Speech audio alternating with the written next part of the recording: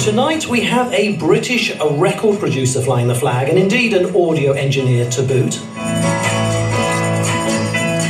And he's been at it for as long as I've been alive. He has worked with, among others, Led Zeppelin, Oasis, Twisted Sister, Bill Wyman, Kiki Dee, George Harrison, Robbie Williams, Wishbone Ash, Mark Owen, Paul Weller, Cliff Richard, The Firm, Jimmy Page, Barry White, and Chris Rea, of course. Oh yeah, and let's not forget Elton John. And he's even worked with Bad Company. But tonight, he's going to be great company, ladies and gentlemen. Orbiting our solar system is... Stuart Epps.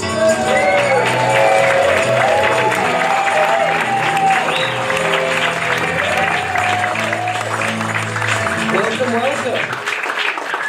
Wow, what a build-up. And I hope all those artists are here tonight. Elton, where are you? Who else from time to time? There's no kiddies in... There's my doctor. There's no kiddies.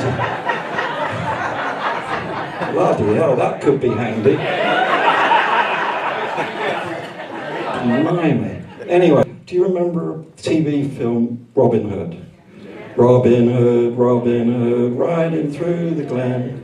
Robin Hood, please stand again. All right, that's enough. Exactly. Well, that, believe it or not, singing is Dick James. Dick James is singing that song. It became a big hit. And the incredible thing was that the guy that produced it was none other than George Martin. So when the Beatles were looking for a music publisher and a record deal, George said, go and see Dick James. He said, look, if you sign up with me, I can get them on the TV tomorrow. What was it? Thank You Lucky Stars or something or other. And they actually said, right, you can get the Beatles on Thank You Lucky Stars, you can have their publishing. Just like that. What was the Beatles publishing worth? Like a fortune, absolute fortune. And this is London, 1967. I mean, you know, I'm from Mill Hill and didn't really go up to London much. I certainly didn't know Soho, and now I'm right in the thick of it, really. And anyway, all the pop stars at the time used to go down Denmark Street. You'd see Jimi Hendrix there, all sorts of people. On the right-hand side, you've got some of the publishers there, and there's one there, Mills Music. And there was a young lad, went to work there as an office boy at Mills Music, and that's him. That's Reg Dwight. So, 1971, it looks like. I was still only about 18, I can't work that out, but you could probably work it out. I went on tour now, I was asked to go on tour with Elton, with Reg, looking after him really. I was a personal assistant on this, it was actually a 3-month tour, which was a bit amazing for an 18-year-old. And that's us at Carnegie Hall. But actually, one thing I remember is we went back to the hotel, you know, tired out. There's none of this party stuff after the show, you just want to get back. And I was probably in the room next to Elton. And in the middle of the night, I can hear all these screams. Anyway, apparently someone had given him a bottle of champagne, and he'd stuck it next to his bed, but it wasn't tied down properly, and it went off in the night. And he thought he'd been shot. Because it was a bit of a rough area where we were, and anyway, he was all right. It was 1973. Things really moved quite fast in those days, like I said. And we were getting a bit fed up it wasn't we were getting fed up, but we had this plan, Steve had this plan to start our own record label. So we started Rocket Records. And one of the first artists to be signed to Rocket Records was Kiki Dee. Ain't got no trouble in my life, no foolish dream to make me cry. I'm never frightened or worried, I know I always get by. And wow, this happened. Elton's doing a big tour of America. He offers Kiki to come on tour, on a 3-month tour, supporting him on this American tour. Incredible, really. Because now Elton's doing quite well, because he's got his own plane, for goodness sake, so you can see that. And this is no ordinary 727. Look, that's inside the plane. You can believe that. As I say, it's called the Starship. The Rolling Stones used it, you know, and Led Zeppelin used it. So only big bands could afford. So we're moving on now. So I've got to tell you a bit of a story of what happened on this tour. Elton had been asked by John Lennon to play on this song, Whatever Gets You Through the Night, one of his tracks he was going to record. And Elton said, you know, they were sort of friends by now, he said, look, I'll play on this, but on one condition, if it gets to #1, you've got to join me on stage, okay? So John thinks, it's not even going to, it's horrible, I'm not even sure I like it.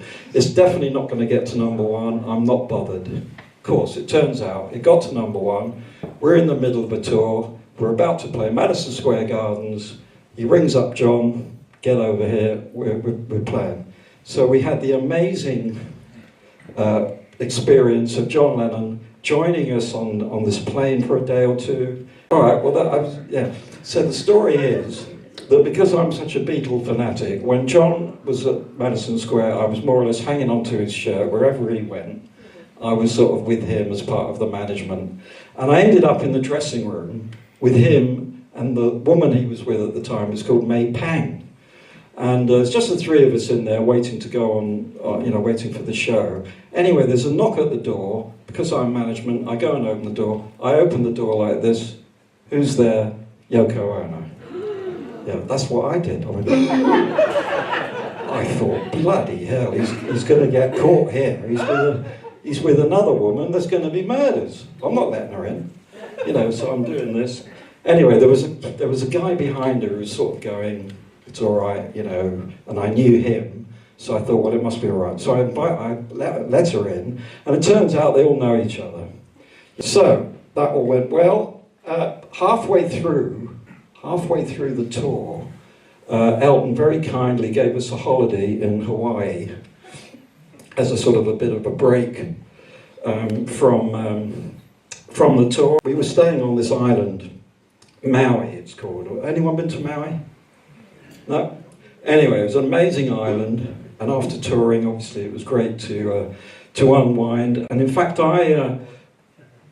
me and Clive, my mate, we went off on these motorbikes and sort of went a bit crazy, you know, going around the island and meeting some of the islanders.